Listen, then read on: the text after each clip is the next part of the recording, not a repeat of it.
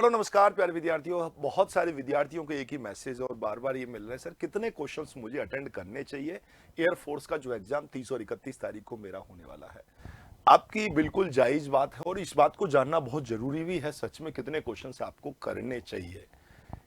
Even ऐसी स्थिति भी नहीं होनी चाहिए कि आपको क्वेश्चंस जो है मिनिमम ही आप 5 छोड़कर आ गए, 4 छोड़कर आ गए, 6 छोड़ करके आ गए और इतनी कट ऑफ कम जाएगी, इतना भी नहीं है। मतलब एक क्या स्कोर मिनिमम ऐसा मेंटेन करना चाहिए, कट ऑफ एग्जैक्ट अपने को कितना कर लेंगे तो काम हो जाएगा अपना, उस चीज को मैं साथ में लेकर के चलूंगा। और दूसरी बात, एग्जाम के दौरान हमें कुछ छोटी छोटी चीजें हैं उनका विशेष ध्यान भी रखना चाहिए। उस चीज पर भी मैं आप लोगों से बात करूंगा कि एग्जाम पेपर कैसे अटेंड करें। उस चीज पर भी मैं आप लोगों से फोकस इस पूरे सेशन में करने वाला हूं।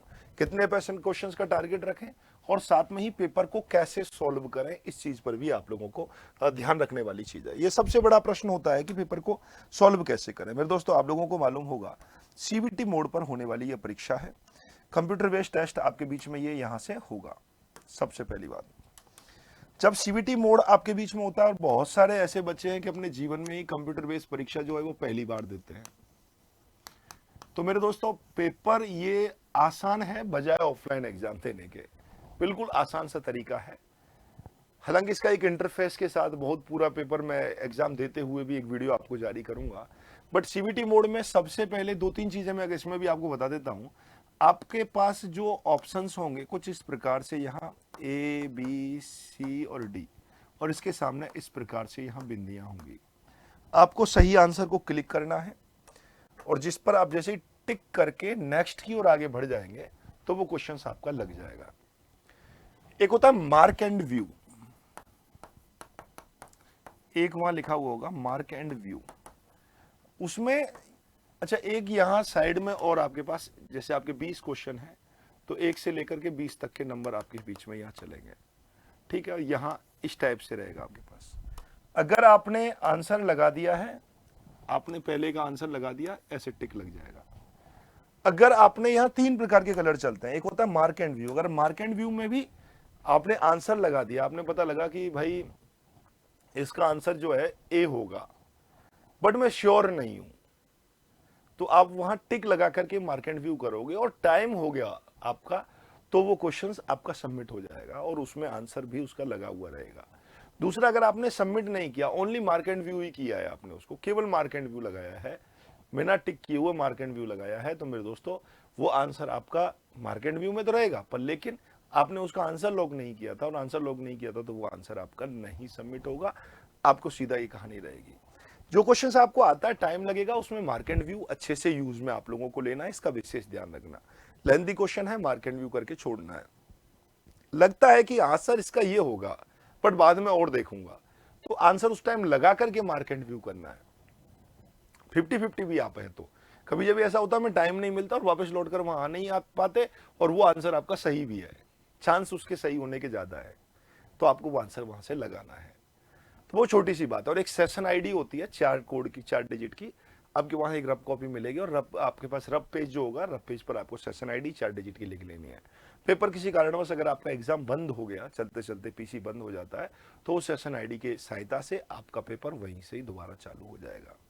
पूरा टाइम देने का आपको प्रावधान है। अगर आपका बीच में कोई दिक्कत होती है, कोई भी टेक्निकल प्रॉब्लम होती है, तो आप रिक्वेस्ट करके पेपर को फिर से दोबारा अच्छे से ले सकते हैं और टाइम पूरा वहां पर आप लें। परेशान नहीं हो, पैनिक बिल्कुल भी नहीं हो, अच्छे से आप लोगों को देखना है। रफ पेज पर बढ़िया काम करना है अपने को, रफ कॉपी पेज को वहीं पर सबमिट बाद में कर देना है। पेंसिल साथ में घर से लेकर के जानी है, बाकी हालांकि वहां मिलेगा पेन वगैरह, वो ठीक है आराम से।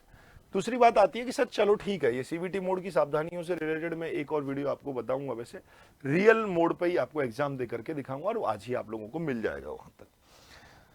अगली बात मैं आप लोगों के बीच में करना चाहूं, भाई देखो अब कितने क्वेश्चंस मुझे सॉल्व, कितने क्वेश्चंस करने चाहिए, कितने क्वेश्चंस मैं करूं। सबसे पहली बात यह है कि कितने क्वेश्चंस मुझे यहां से करने चाहिए। देखो 3 प्रकार के एग्जाम है, आपको मालूम है। एक एक्स ग्रुप का है, एक वाई ग्रुप वाले बच्चे हैं और एक यहां से बात करूं मैं मेडिकल असिस्टेंट वाले बच्चे हैं। देखो इसकी कोई परिभाषा नहीं है, जिसको अगर 50 क्वेश्चंस आते हैं तो पूरे 50 करने हैं, जिसको 70 आ रहे हैं तो पूरे 70 करने हैं। आपको कितने क्वेश्चंस आते हैं, पहली बात यह है। दूसरी महत्वपूर्ण बात यह है कि अगर आप सेशनल कट ऑफ भी क्लियर कर रहे हो तो मेरे दोस्तों, सेशनल कट ऑफ भी क्लियर कर रहे हो तो आप एग्जाम क्वालिफाई कर पा रहे हैं। इस बात को ध्यान से सुन लेना। सबसे पहला काम है सेशनल कट ऑफ क्लियर करना। इवन मैं आप लोगों से कहूंगा, आप फिजिक्स में, आप मैथ्स में, आप इंग्लिश में, फिजिक्स मैथ्स इंग्लिश, हालांकि पिछली सेशनल कट ऑफ आप देखोगे तो 5 है, 6.25, 6.25 है, बट आपका टारगेट इन तीनों में 10 10 10 क्वेश्चंस का तो मिनिमम होना ही चाहिए। वाई ग्रुप में सेम इंग्लिश है, 20 क्वेश्चन आते हैं, कट ऑफ 5 गई है, पर आपको यहाँ 10 क्वेश्चन नंबर यहाँ से और रागा से आपको उठाने पड़ेंगे 20 क्वेश्चंस, 15 से 20 क्वेश्चंस। 30 नंबर का तो मिनिमम आंकड़ा रखना है कि भाई मिनिमम आने चाहिए, जिससे ऑल इंडिया कट ऑफ में आकर के काम हो जाए। बाकी 35 प्लस 37 प्लस नंबर से आपका काम यहाँ आराम से इजी गोइंग हो जाएगा, कोई दिक्कत वाली बात नहीं है। यहाँ मेडिकल असिस्टेंट में थोड़ा सा कट ऑफ थोड़ी ज्यादा है। मेडिकल असिस्टेंट में आपको 40 नंबर लाने पड़ेंगे बेटा। 40 नंबर लाओगे, 37, 38, 39, 40 नंबर कहीं भी लाओगे तो ही काम होगा, इसको देखना है। कई लोग क्या करते हैं कि भाई सर मैं 7 क्वेश्चन करे आया, अब उसमें से एक गलत हो गया और आपके नंबर कितने आ गए, 5 पॉइंट समथिंग आ गए, तो वो कोई काम के नहीं है। नॉर्मलाइजेशन से बढ़ जाएंगे क्या, ये हो जाएगा क्या, ऐसा डाउट केस नहीं छोड़ना है। तो ऐसी स्थिति में आपको 1 2 3 4 क्वेश्चन और अटेम्प्ट करने हैं। मैं क्लियर कह रहा हूं, 10 क्वेश्चन तो आपको अटेंड करके ही आने ही आने हैं। एकदम दिमाग में सेट कर लेना इस चीज को, मिनिमम। ज्यादा आपको आते हैं तो देन कोई प्रॉब्लम वाली बात नहीं है। तो अच्छे से फोकस करना है आपको। वो कौन से 10 क्वेश्चंस हैं जो आपको सफलता दिलाएंगे, उन क्वेश्चंस पर आपको फोकस करने की जरूरत है। एग्जाम आपका 100% निकलेगा। एक अच्छी रणनीति के साथ आप काम करोगे।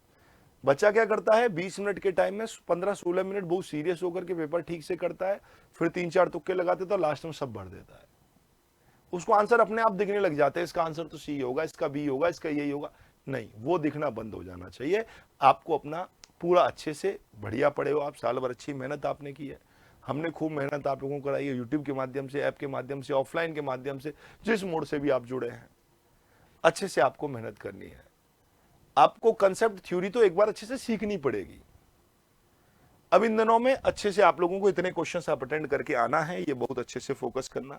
साथ में ही आपके एडमिट कार्ड आ गए हैं, आप हमारे पास जैसे ही उसको शेयर करोगे, इस QR कोड को स्कैन करके, तो आप लोगों को एक स्टैटिक्स जीके की PDF का फ्री एक्सेस मिलेगा। उसका भी आप फायदा उठाएं, उसे भी आप अच्छे से लें। साथ में ही हमारे सभी ऑफलाइन बैच जो है वो 1 तारीख से प्रारंभ हो गए। इनकी ऑनलाइन क्लासेज भी अपने यहाँ पर ऐप पर मिल रही हैं, उन्हें भी आप बेहतर तरीके से सही समय से आप जोड़ सकते हैं। NDA, एयरफोर्स और नेवी, आर्मी, सभी हम ऑफलाइन बैच अपने उपलब्ध कराते हैं जोधपुर सेंटर पर। और भी आपके मन में कोई प्रश्न है, आपको लगता है कि सर ये इस चीज का प्रश्न और जवाब मिल जाए, तो मैं अगली वीडियो में वो क्वेश्चंस लेकर के आऊंगा। आपका हर एक प्रश्न मेरे लिए बहुत महत्वपूर्ण है। ये वीडियो अच्छी लगी हो तो एक बार जल्दी से जय हिंद जय भारत लिखिएगा, और सर निश्चित रूप से एग्जाम में क्वालिफाई कर रहा हूं, ये भी कमेंट बॉक्स में आवाज आने दीजिएगा। आपका हर एक विद्यार्थी जो है ना बैठा हुआ, इस वीडियो को जो देख रहा है, वो मेरे लिए दिल से अत्यंत महत्वपूर्ण है। अच्छा लगा है तो अपने साथियों को भी इसे सूचित कीजिएगा। जय हिंद जय भारत, आपका अपना रविकांत शर्मा। राधे राधे। Thank you.